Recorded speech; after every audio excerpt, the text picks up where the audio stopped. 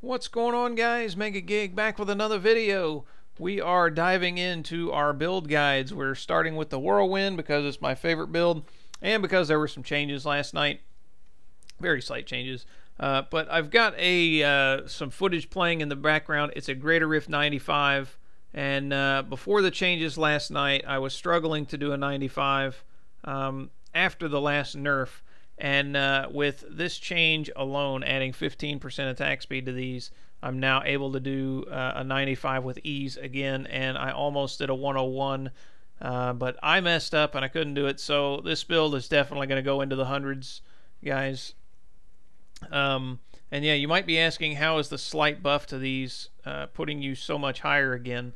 And we will talk about that in a minute. We're going to talk about, I'm going to go over the original version, everything I'm using right here, the OG version, is kind of the cruise control version. And then when we're done talking about that, we're going to talk about skills and gear that you can substitute for different versions.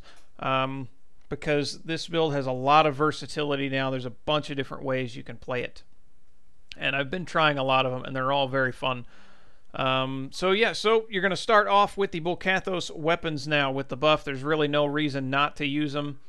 You can still make a case for the Istvan set, I guess, but Fury Generation is going to be an issue, and damage isn't really going to be that much more. Yeah, so the Bolcathos weapons are my choice of weapon to go to. Increase Fury Generation by 15, Barbarian only, of course. And during Whirlwind, you gain 45% increased attack speed and movement speed. So, pretty cool there.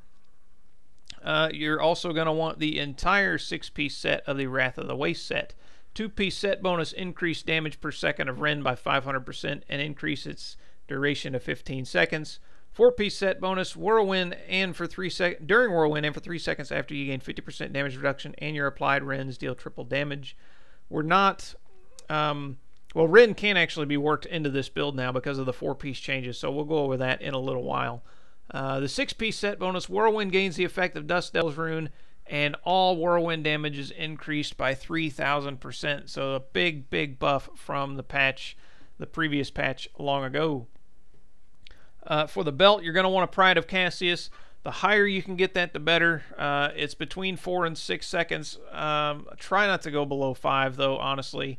And if you really can, try and get a 6, because we want Ignore Pain to stay up all the time, 100% of the time. We are also using Nemesis Bracers. Shrines and Pylons spawn an enemy champion. This really helps with progression, as long as you're finding shrines anyways. For our rings, we are using the Zodiac Ring. Reduce the remaining cooldown on one of your skills by 1 second when you hit with a resource spending attack. Lo and behold, we are using a resource spending attack all the time, and we're hitting very, very fast. That's a lot of cooldown reduction. We're also using a Convention of Elements, gain a percentage amount, depending on what you've got rolled, increase damage to a single element for 4 seconds. We have 4 available elements to us as a Barbarian, and we are on a physical build, so at 4 out of every 16 seconds, we gain 200% increased damage, which is really nice. For our amulet, we are using a Hellfire Amulet. I have gained the Boonable Kathos passive on mine. You'll just want one of the passives that we're using in this build, whether it's the Bolcathos passives or one of the others we cover in a minute. You could also go for a defensive amulet if you really wanted to. Yeah. For the gems, we're using the Bane of the Stricken, of course. Each attack you make against the enemy increases the damage it takes from your attacks by a %, whatever level you have. And as we are attacking very, very fast with this build, that damage does stack up very quickly, which is really nice. We're also using a Tegek, which gives us a flat damage boost, stacking up to 10 times, and then we also gain 2% increased armor for every stack. And I say flat damage boost, it's a % though of whatever you have the gem at. And then lastly, we are using Pain Enhancer. The first part, the critical hits cause enemy to bleed for a percentage of weapon damage. It is a physical build, which is really nice, but that's not our main damage source from this. The Blood Frenzy part, where we gain 3% increased attack speed for each bleeding enemy within 20 yards, that really adds up quickly in in big, dense mobs, and we get a lot of attack speed, which translates into a lot of damage. That pretty much does it for the gear. You're going to want diamonds in all your stuff, unless you're tough enough or you're running speed builds or something, then you'll run rubies. You can also throw a couple amethysts in there if you're running low on vitality. And then in the helm, you're going to want a diamond, reduce cooldown by 12.5% if you have a maxed diamond, of course. As for the cube, you are going to, or we are running, rather, I guess you're going to do what this build says, I don't know. We're going to run the furnace, increase damage against elites by 50%. We're going to run a mantle of channeling. While channeling whirlwind, gain 25% increased damage and take 25% reduced damage. So we're going to be channeling pretty much all the time, so really nice to have there. And skull grasp in our jewelry slot, increase the damage of whirlwind by 400%. That is a big damage multiplier, guys, and this is a must. More than likely, depending on which one you're going to cube, you're either going to cube Skull Grasp or Convention of Elements, whichever one you have rolled max. If you get lucky enough and you have them both roll max with really good stats, then you will cube the Ring of the Zodiac. And moving on to the skills, again, we're going to cover the skills that I just have equipped here. These aren't all the skills I've been using, but we're going to cover the ones I have equipped, and then we're going to talk about some different options that you can use, because this build has a lot of versatility right now. We're using Warcry, Veteran's Warning for increased toughness. Ignore Pain, Ignorance is Bliss, increased toughness and healing. Threatening Shout, Demoralize. This causes enemies to do a little less damage. And then we're using the Demoralize rune, which taunts enemies to attack, so it's a grouping mechanism, which is really nice on a Whirlwind build. Our main source of damage now, we're using Whirlwind with the Blood Funnel rune. This gives you a lot of healing, guys, and a lot of overall toughness. And then we're using Battle Rage Bloodshed. The Bloodshed rune do damage equal to 20% of your recent critical hits to all enemies within 20 yards. In really high density, this translates into a ton of explosive damage. So Battle Rage Bloodshed is a must. And then, of course, we're using Wrath of the Berserker Insanity, which increases our critical hit chance by 10%, attack speed by 25%, dodge chance 20%, movement speed 20%, and we're using the Insanity rune to gain 50% increased damage. Rampage, we're also using the Rampage passive. Increase strength by 1% up to 25 times. This gives us damage and toughness. Berserker Rage, deal 25% additional damage while near max fury. We're going to be at maximum fury pretty much all the time on this. The only time you might not be is if you take a shield shrine, because some of our fury generation is being generated by taking damage, and you could go a little fury starved while you have a shield shrine on. The other passive we're taking is Ruthless, deal 40% additional damage to enemies below 30% health.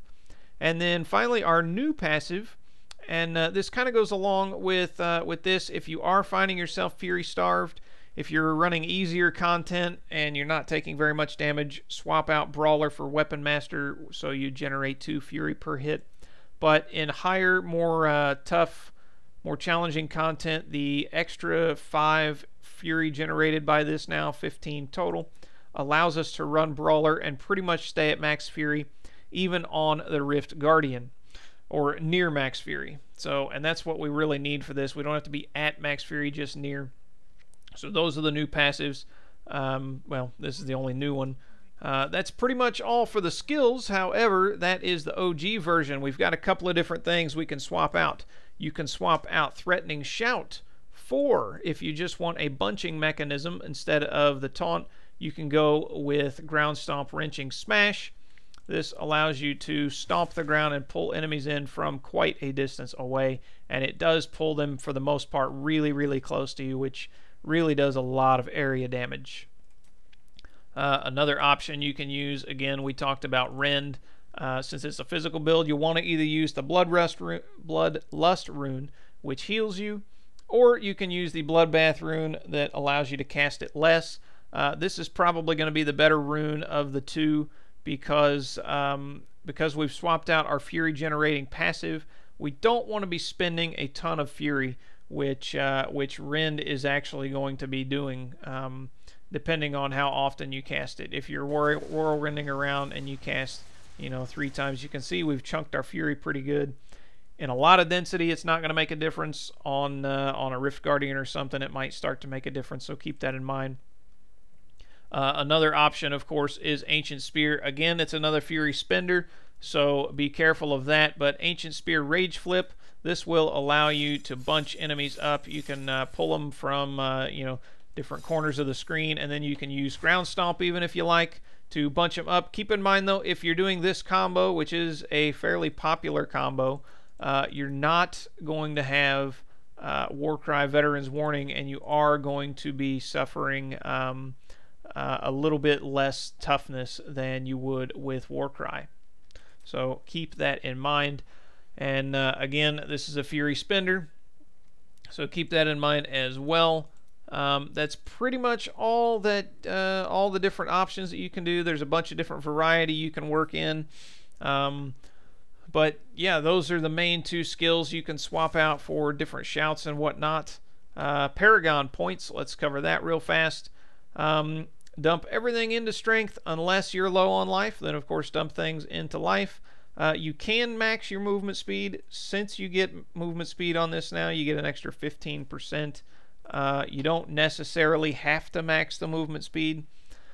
So if you want to put the extra points into strength or vitality, you can. I still like the movement speed myself, so I've got movement speed. I've bumped up my vitality a little bit, and then I've got the rest in strength. If you're Paragon level 800, all these are going to be maxed. If you're not, max them in this order. Do critical hit chance, critical hit damage, cooldown reduction, and attack speed. For defense, you'll want resist all, armor, life, and life regeneration. And in the utility, you want life per hit first, area damage, resource cost reduction, and gold fine. If for some reason you're struggling with Fury and you're just barely struggling, you can get resource cost before area damage. But you're not going to be pushing really high content until you're Paragon 800 plus anyways. So yeah, keep that in mind. But I hope you guys enjoyed the video. I hope you enjoyed watching a little bit of background play too. Again, that's a 95.